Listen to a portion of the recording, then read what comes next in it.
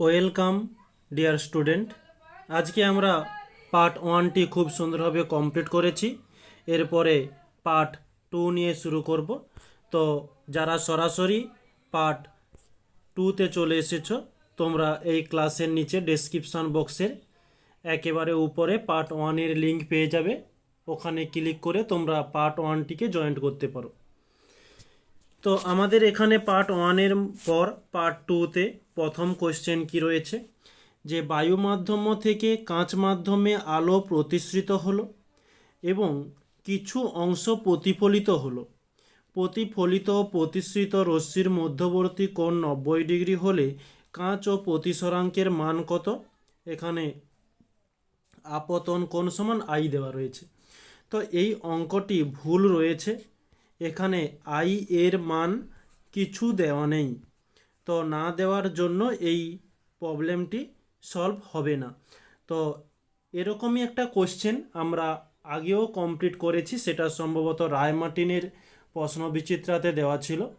তো ওই ক্লাসটি যারা দেখেছো সেখানে আই এর মানটি দেওয়া ছিল, তাই ওটা সলিউশন হয়েছে। তো এখানে আপতন কোণ সমান আই বলে দেওয়া হয়েছে, কিন্তু আই এর কোনো মান দেয়নি, তাই এই প্রবলেমটি সলভ হচ্ছে না। তো পরবর্তী প্রশ্ন কি বলছে, যে সূর্যোদয় ও সূর্যাস্তের সময় আকাশ লাল দেখায় কেন? এই প্রশ্নের অ্যান্সারটি এই যে এখানে তুলে ধরেছি। নেক্সট পরবর্তীতে বলছে T1 ও T2 উষ্ণতায় একটি পরিবাহীর IV লেখ দেওয়া হয়েছে।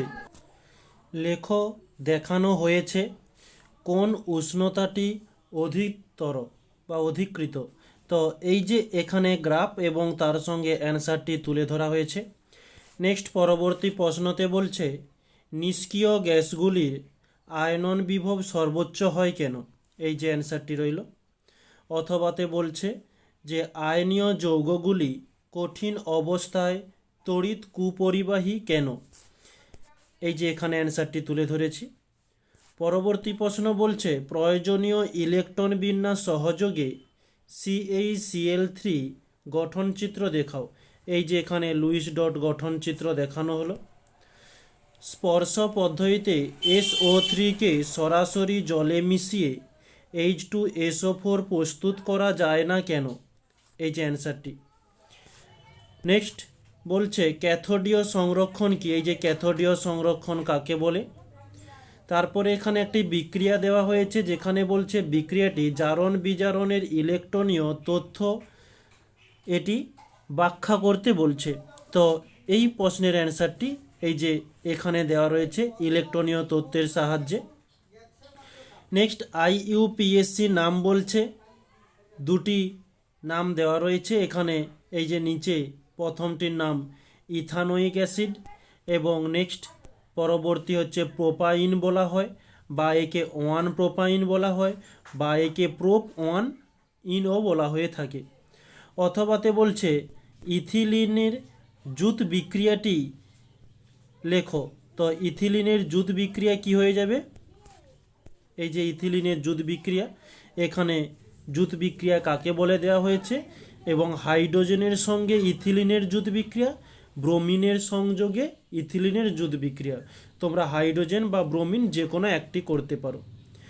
নেক্সট পরবর্তী 4 দাগের প্রথম কোশ্চেন বলছে N মোল আদর্শ গ্যাসের ক্ষেত্রে অবস্থার সমীকরণটি প্রতিষ্ঠা করো। এই যে N মোল আদর্শ গ্যাসের জন্য অবস্থার সমীকরণটি হচ্ছে এই যে আদর্শ গ্যাসের সমীকরণ। নেক্সট এখানে একটি ম্যাথমেটিক্যাল প্রবলেম রয়েছে, এর সলিউশনটা দেখে নেব। 2.8 গ্রাম একটি অবিশুদ্ধ NaHCO3 নমুনাকে উত্তপ্ত করলে 27 ডিগ্রি সেলসিয়াস উষ্ণতা ও 750 mm চাপে 300 mm কার্বন ডাইঅক্সাইড পাওয়া যায়। বলেছে নমুনার বিশুদ্ধতা কত? তো আমাদের এখানে প্রথমত NaHCO3 একে উত্তপ্ত করতে বলছে। তো উত্তপ্ত করলে এখান থেকে কার্বন ডাইঅক্সাইড উৎপন্ন হচ্ছে, তার সঙ্গে Na2CO3 প্লাস H2O। তো এটি হচ্ছে বিক্রিয়া, ব্যালেন্স করার জন্য এখানে 2 দিয়ে দিলাম।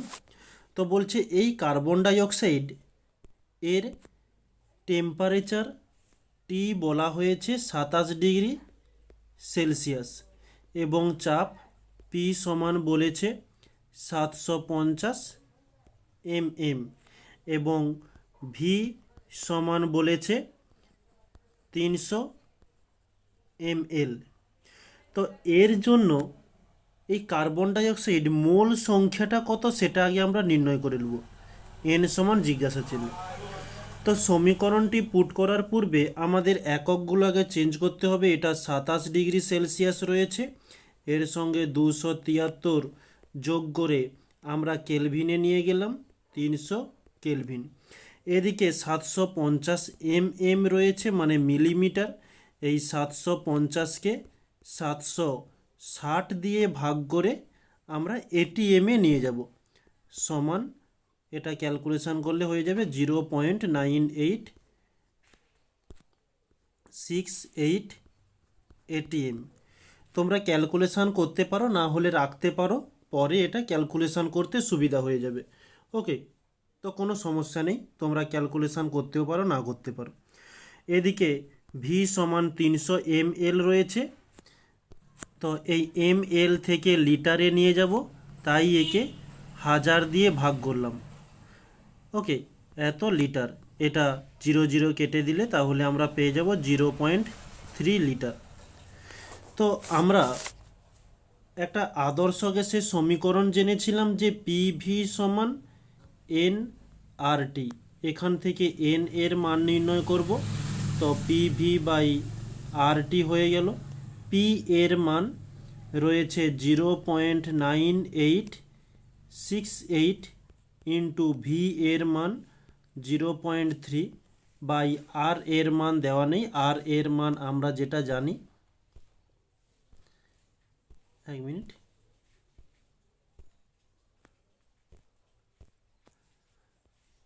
তো আর এর মান 0.082। তো এখানে আর এর মান 0.082 দিয়ে দিলাম, এত ইন্টু টি। টি এর মান হচ্ছে 300। তো এই পয়েন্টকে তুলে দিলে নিচে 10 পেয়ে যাচ্ছি, উপরের এই পয়েন্টকে তুলে দিলে আরও 4টে শূন্য চলে আসছে। এদিকে নিচের পয়েন্ট তুলে দিলে উপরে 3টে জিরো। তো উপরের 3টে জিরো, নিচের 3টে জিরো কেটে গেল। তো 3 দিয়ে দিলে 3 100 হচ্ছে, 300 হচ্ছে। তো এদিকে কাটাকাটি হলে 2 4 8, 2 1 2, এদিকে 2 4 8, 2 লং 18, 2 3 6, 2 4 8। তো আর বিশেষ তো কাটাকাটি যেতে পারে, তোমরা কাটাকাটি করে একটু সংখ্যাটাকে কমিয়ে দিতে পারো, না হলে উপরেই 4934কে এই 41 দিয়ে ভাগ করলে আমরা পাবো 120.34 হয়ে চলে যাচ্ছে। আর নিচে হচ্ছে এদিকের 2টো জিরো আর এদিকে হচ্ছে 2টো জিরো। ওকে, তাহলে আমরা নিচে 4টে জিরো করে দিলাম। তো এদিকে তাহলে আমরা পাচ্ছি 0.012 এত মোল। এটা হচ্ছে এন এর মান আমরা নির্ণয় করলাম। তো নেক্সট পেজে আমরা করব যে 1 মোল কার্বন ডাইঅক্সাইড উৎপন্নের জন্য 2 মোল NaHCO3 প্রয়োজন। তাহলে এই 0.012 মোল কার্বন ডাইঅক্সাইড উৎপন্নের জন্য কতটা NaHCO3 প্রয়োজন। তো এটা এখানে দেখে নেব। 1 মোল কার্বন ডাইঅক্সাইড মানে CO2 উৎপন্নের জন্য 2 মোল NaHCO3 প্রয়োজন। তাহলে আমরা কত মোল নির্ণয় করেছিলাম কার্বন ডাইঅক্সাইডের জন্য? 0.012 মোল কার্বন ডাইঅক্সাইড উৎপন্নের জন্য 2/1 ইন্টু 0.012 উপরের পয়েন্ট তুলে দিলে নিচে আমরা 1000 পেয়ে যাচ্ছি। তো 12 দুগুণে 24, 24কে 1000 দিয়ে ভাগ করলে পেয়ে যাব 0.024 এত মোল NaHCO3 প্রয়োজন। তো এবারে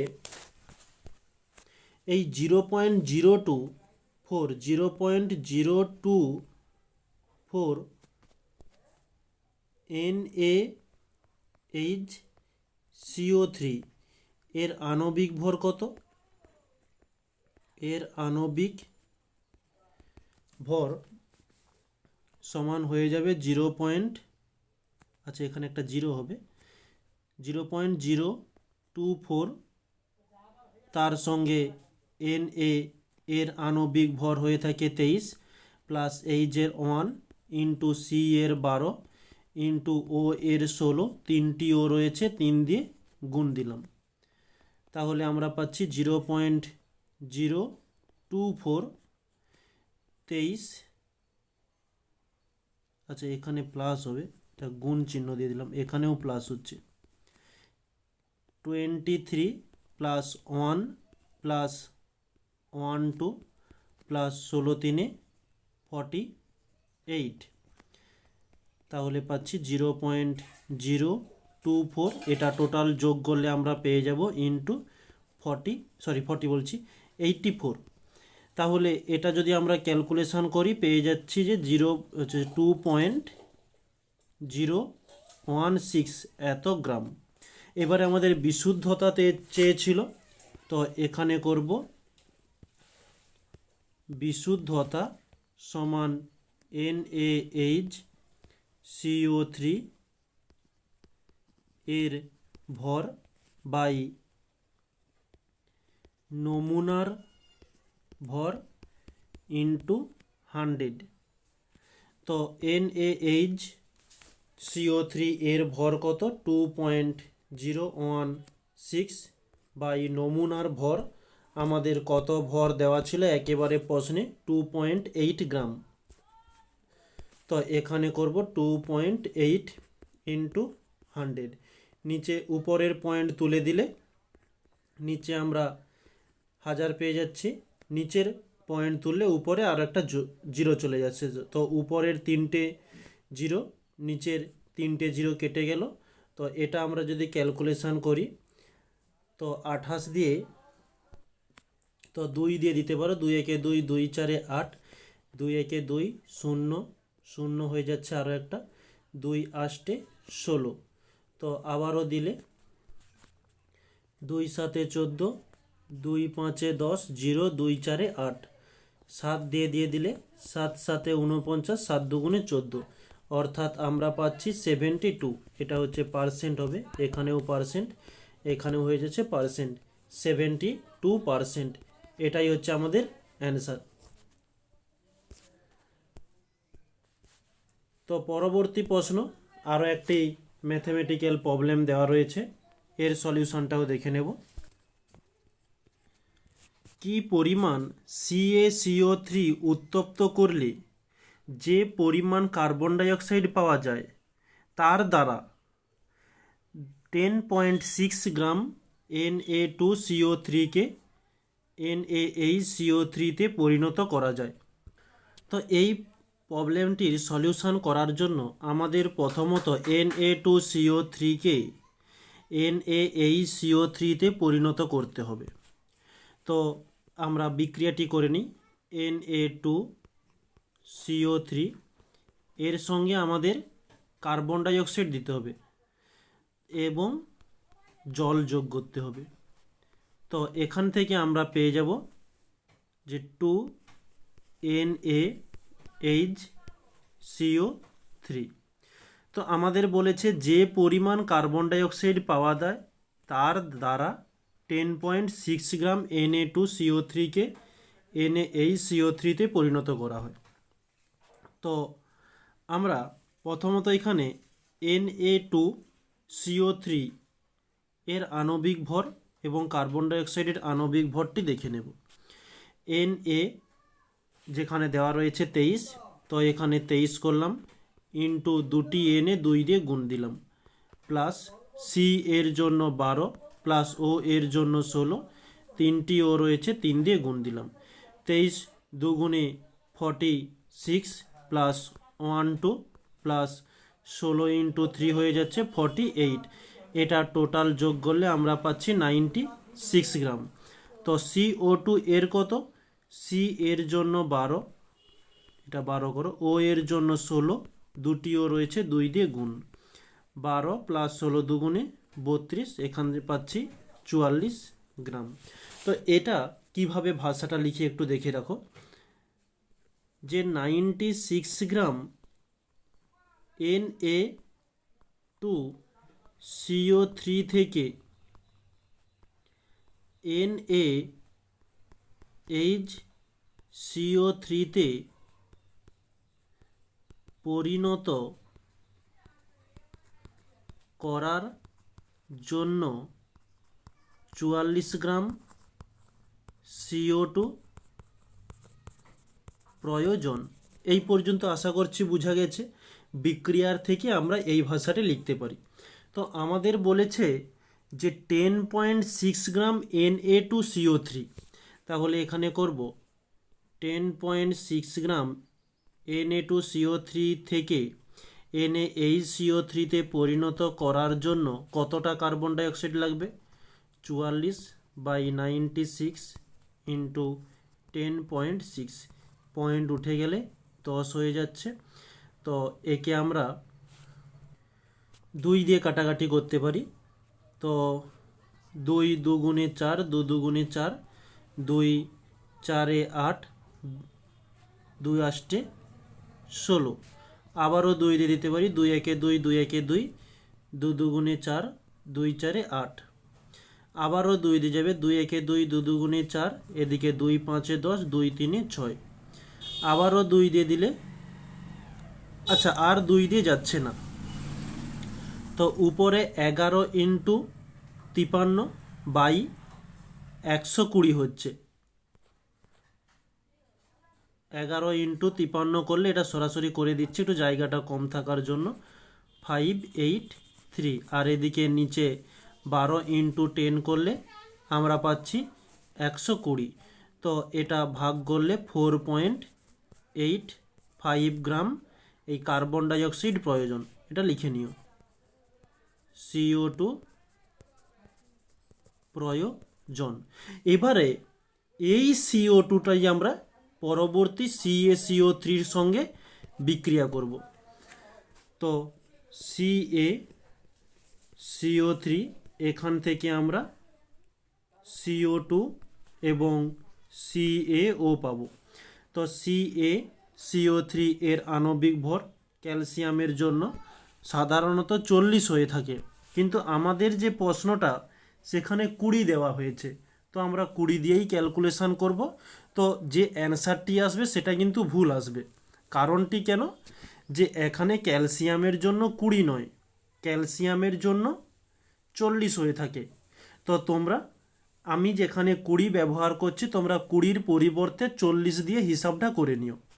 ওকে, তো আমি যেহেতু এটা যে প্রশ্নটা তুলেছি এখানে 20 দেওয়া আছে, সেই সাপেক্ষে আমাকেও 20 নিয়ে চলতে হচ্ছে।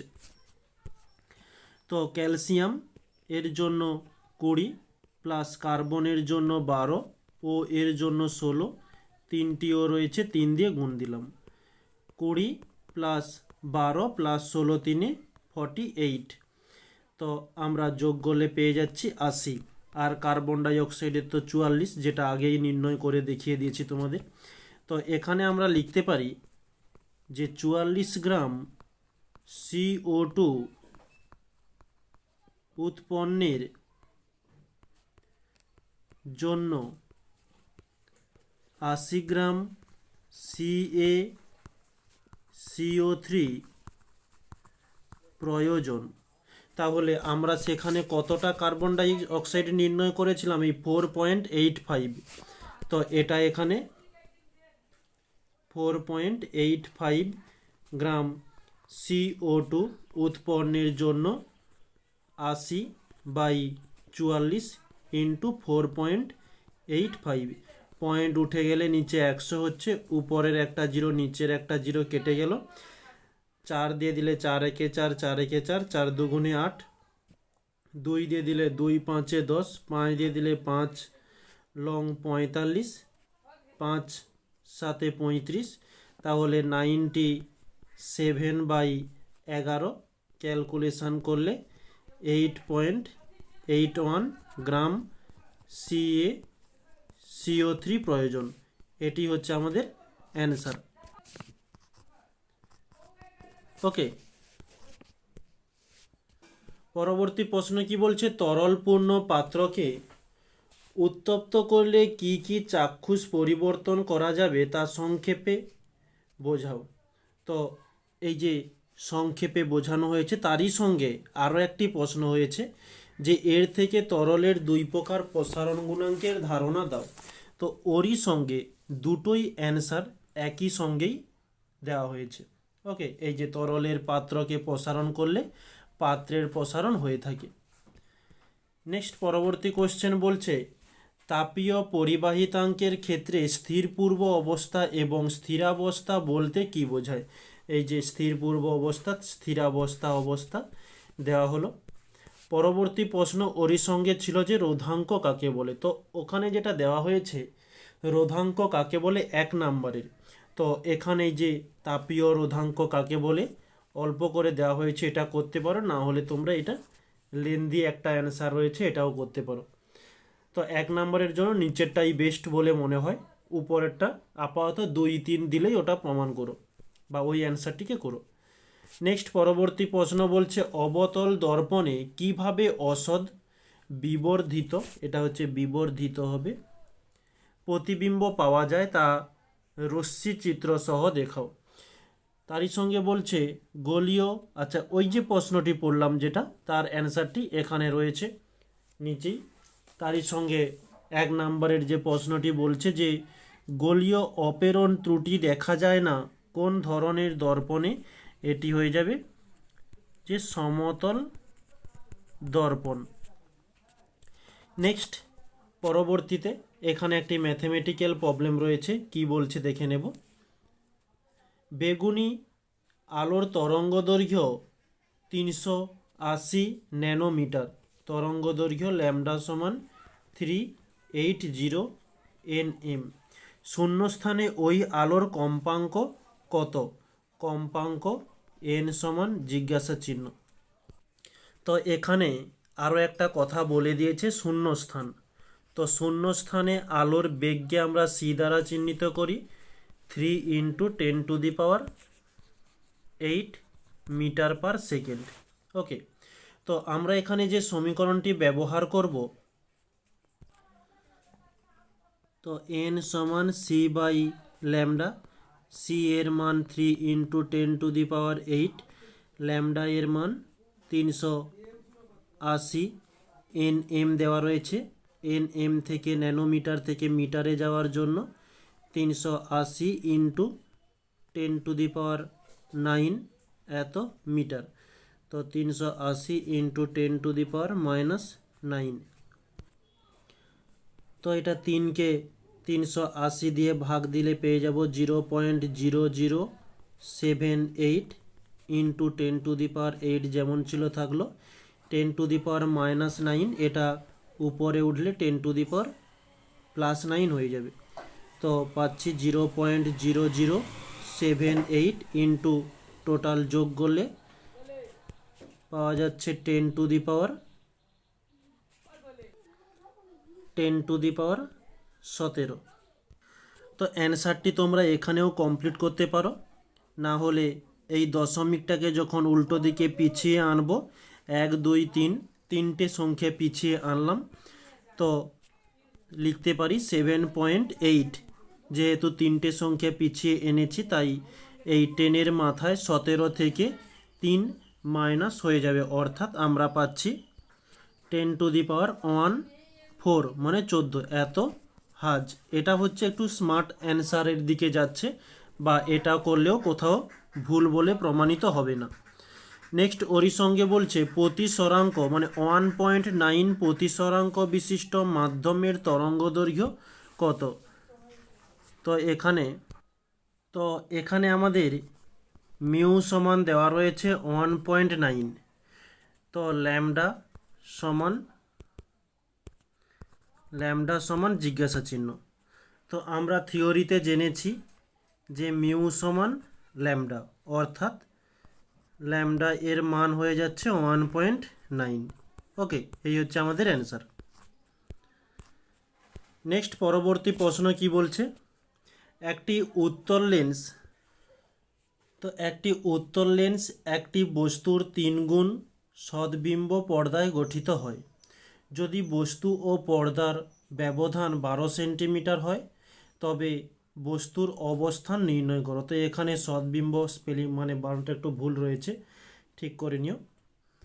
তো আমরা এই প্রবলেমটা থেকে দুটো সমীকরণ লিখতে পারি, যে ভি বাই ইউ সমান 3 গুণ বলেছে, আর একটি সমীকরণ ইউ প্লাস ভি সমান 12। ওকে, তো এখান থেকে আমরা করতে পারি ভি সমান 3u। নেক্সট এদিকে আমরা ওই ভি এর মানটা পুট করব, ইউ প্লাস ভি এর মান আমরা নির্ণয় করেছি 3u সমান 12, পাচ্ছি 4u। আচ্ছা, 4গুলোকে আলাদা করি, না হলে ইউর সাথে মিশে যাবে, সমান 12। ইউ সমান হচ্ছে 12/4, 4 দিয়ে দিলে 4 3 12, অর্থাৎ পাচ্ছি 3। তো এই 3 এর মানটি ভি সমান 3u, মানে এই সমীকরণে পুট করে আমরা কি পাচ্ছি 3 × 3 অর্থাৎ 9। তো বস্তুর অবস্থান নির্ণয় করতে বলেছিল, তো ভি এর মান অর্থাৎ 9, এটাই হচ্ছে আমাদের অ্যান্সার। পরবর্তী প্রশ্ন, তো এই যে ম্যাথটি তোমরা আগেও দেখেছো, এই ম্যাথটি নিয়ে আমরা একটা শর্ট ক্লাস নিয়েছিলাম, বা এটা রায়মার্টিনেও ছিল, সেখানে খুব সুন্দরভাবে বুঝিয়েছি। যারা দেখেছো খুবই ভালো। তো এখানেও বলে দিচ্ছি, তোমরা একটু বোঝার চেষ্টা করবে, না হলে তোমরা সেই শর্ট ক্লাসটিও দেখতে পারো। তো গুগলে বা ইউটিউবে সার্চ করলেই ক্লাসটি চলে আসবে। তো এখানে বুঝাচ্ছি, বুঝবে একটু। বলছে 220 volt 60 watt, 220 volt 100 watt rating এর দুটি বাতি শ্রেণী সমবায়ে সমান্তরাল সমবায়ে উৎসের সঙ্গে যুক্ত করা হলো। কোন ক্ষেত্রে কোন বাতির আলো বেশি হবে তা যুক্তিসহ লেখো। তো বাতিটি উজ্জ্বল হবে সেই বাতিটি যে বাতির তাপ এইচ এর মান বেশি। তো কোন বাতিটির এইচ এর মান বেশি কোন অবস্থাতে রাখলে সেটা আমরা এখন নির্ণয় করব। তো দুটি বাতি লিখে নিই, 220 ভোল্ট 60 ওয়াট, আর একটি রয়েছে 220 ভোল্ট 100 ওয়াট।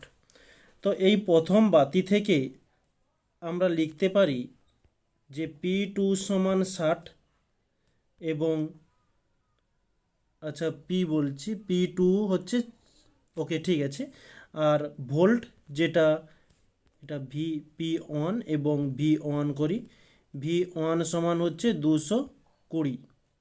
এখান থেকে আমরা R1 এবং I1 এর মান নির্ণয় করব। তো R1 এর সমীকরণটা কি, V1² বাই P1।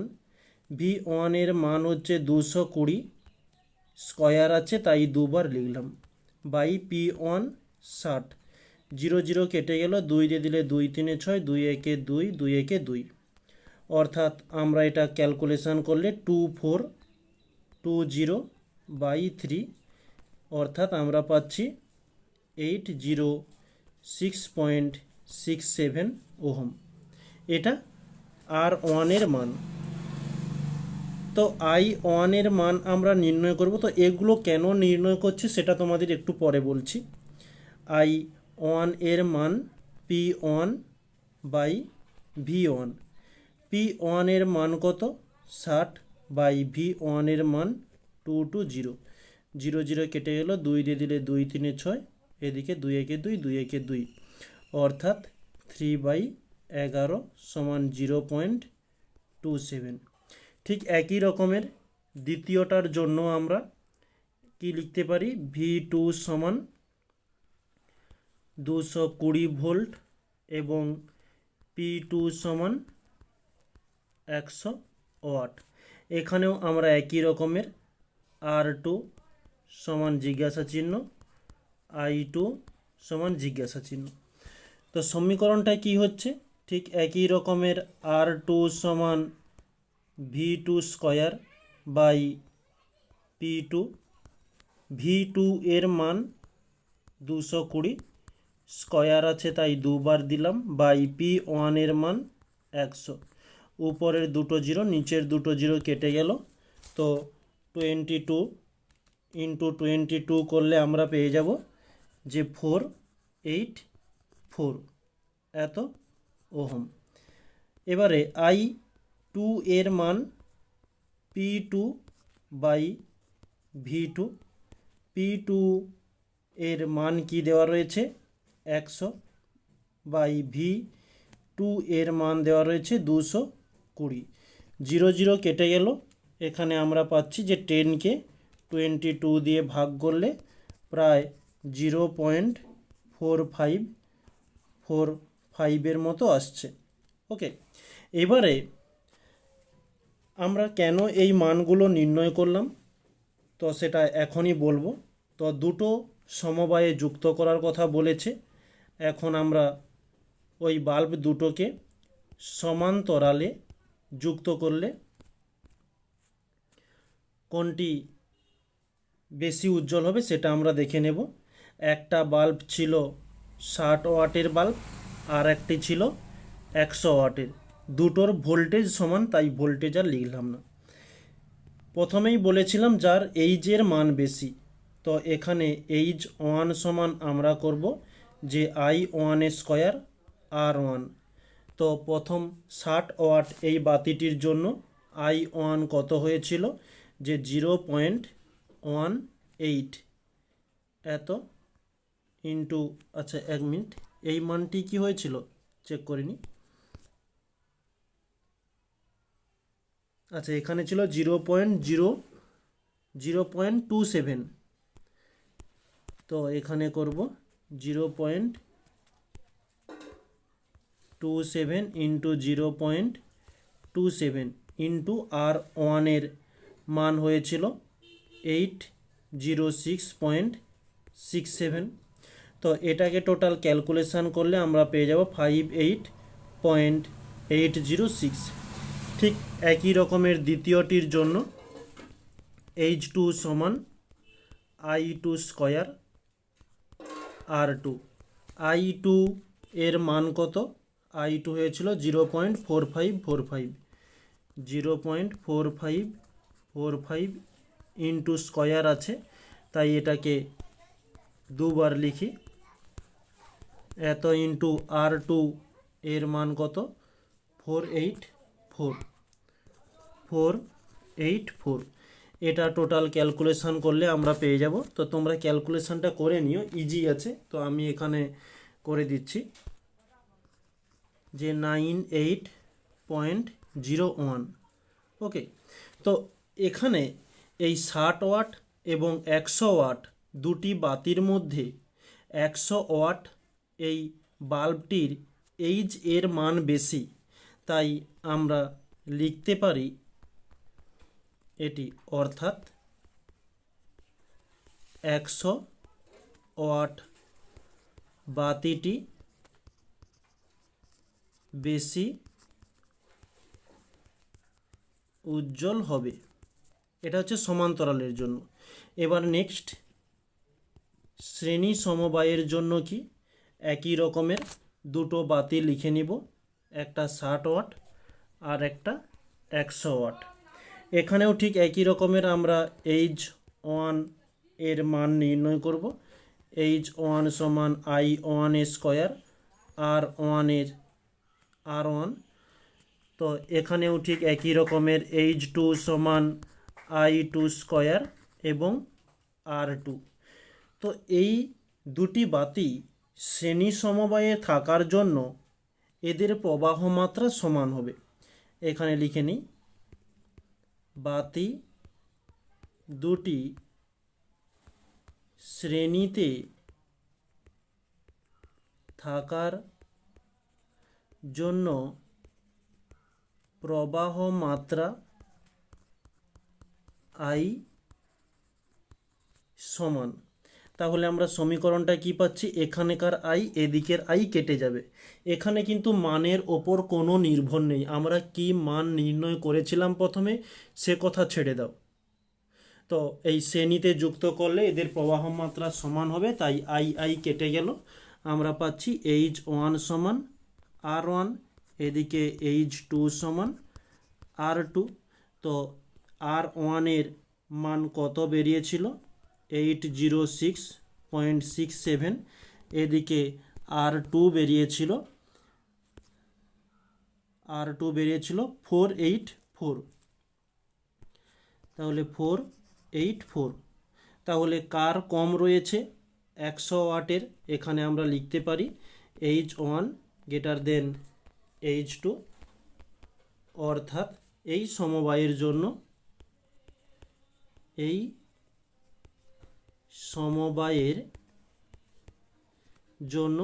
60 ওয়াট বেশি উজ্জ্বল হবে।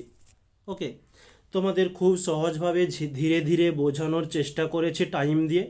আশা করছি তোমরা বুঝতে পেরেছো। যদি কোনো সমস্যা থাকে অবশ্যই কমেন্টে জানাতে ভুলবে না। তো আমরা এখন নেক্সট পরবর্তী প্রশ্ন যাব।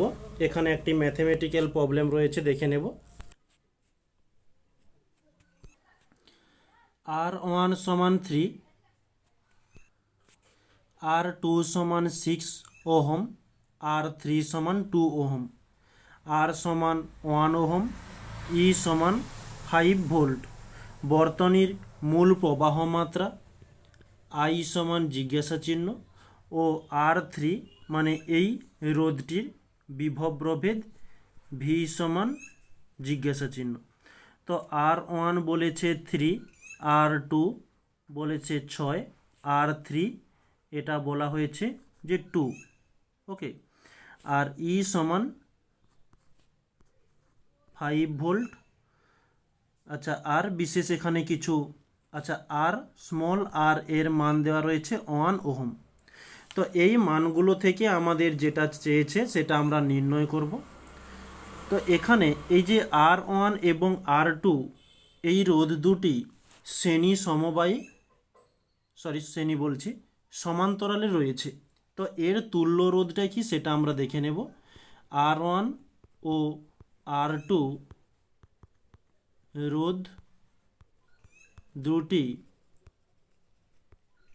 সমান্তরাল সমবায়ে রয়েছে। এর তুল্য রোধ আর এস দেই। এর সমীকরণটা কি, যে R1 into R2 by R1 plus R2। এখানে মানগুলো পুট করব, যে 3 ইন্টু 6 বাই 3 প্লাস 6। তো 3 6 18 বাই এটা যোগ করলে 3 প্লাস 6 করলে 9, 9 দুগুণে 18 অর্থাৎ পাচ্ছি 2। তো এই আর এস এবং R3 এই দুটি শ্রেণীতে রয়েছে। শ্রেণীতে থাকায় তুল্য রোধ, একে ক্যাপিটাল আর দ্বারা চিহ্নিত করি, ক্যাপিটাল আর সমান হচ্ছে যে আর এস প্লাস R3 সমান আর এস হয়েছে 2 প্লাস R3 আগে থেকে প্রশ্নে মান দেওয়া ছিল 2, অর্থাৎ 2 প্লাস 2 করলে 4, এত ওহম। তো আমাদের যেহেতু আই এর মান চেয়েছে, তো ই সমান I capital R plus small r. এখানে আই সমান আমরা লিখতে পারি E by capital R plus small r. Capital E এর মান আমাদের প্রশ্নে দেওয়া রয়েছে 5 ভোল্ট, বাই ক্যাপিটাল আর এর মান আমরা নির্ণয় করেছি 4, প্লাস স্মল আর এর মান দেওয়া রয়েছে 1 অর্থাৎ 1। তাহলে পাচ্ছি 5, 4 প্লাস 1 করলে 5, 5 5 কেটে গেল অর্থাৎ পাচ্ছি 1। এটি হচ্ছে আমাদের একটা অ্যান্সার 1 অ্যাম্পিয়ার। নেক্সট পরবর্তী অ্যান্সার কি বলছে, রোধের বিভব প্রভেদ কত। তো বিভব প্রভেদ ভি সমান আমরা জানি আই আর। তো আই এর মান নির্ণয় হয়েছে 1 ইন্টু ক্যাপিটাল আর এর মান 4। তো 1 ইন্টু 4 করতে 4। এই হয়ে গেল আমাদের দুটো অ্যান্সার। পরবর্তী প্রশ্ন বলছে ফ্যারাডের সূত্র দুটি বিবৃতি করো। এটা বিবৃত হবে, করো এবং ব্যাখ্যা করো। এই যে বিবৃত করা হয়েছে, ব্যাখ্যাটি এই যে নেক্সট পেজে ব্যাখ্যা তুলে ধরেছি।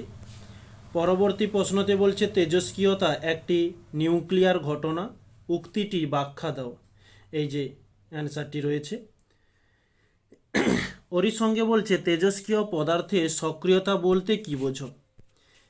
এই যে তেজস্ক্রিয় পদার্থের সক্রিয়তা। আচ্ছা, ওরই সঙ্গে অন্য একটা প্রশ্ন এখানে অ্যাড হয়ে গিয়েছে। 1 মিনিট।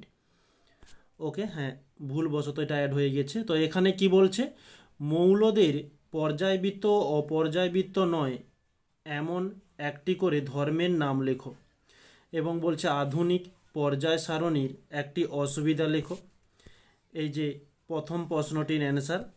নেক্সট দ্বিতীয় প্রশ্নটির এই যে দীর্ঘ পর্যায় সারণীর ত্রুটি, এটাই হচ্ছে অসুবিধা হয়ে যাবে। ওরই সঙ্গে আরও একটা অথবাতে প্রশ্ন বলছে পর্যায় সারণীতে মৌলের পারমাণবিক ব্যাসার্ধ কিভাবে পরিবর্তিত হয় ব্যাখ্যা করো। এবং বলছে দ্বিতীয় পর্যায়ের মৌলগুলিকে আয়নন ঊর্ধ্বক্রমে সাজাও। তো এই যে অ্যান্সারটি তুলে ধরেছি, এটা পর্যায় সারণীর পারমাণবিক ব্যাসার্ধ অনুসারে কিভাবে পরিবর্তন হয় তারই সঙ্গে যে প্রশ্নটি ছিল যে দ্বিতীয় পর্যায়ের মৌলগুলির আয়নন শক্তির ঊর্ধ্বক্রমে সাজাও। তো এর অ্যান্সারটি হয়ে যাচ্ছে Li, Be, Bc, NO, F এবং Na। নেক্সট পরে বলছে কিসের সাপেক্ষে তড়িৎ বিশ্লেষ্য পদার্থের প্রকারভেদ করা হয় তা উদাহরণসহ ব্যাখ্যা করো।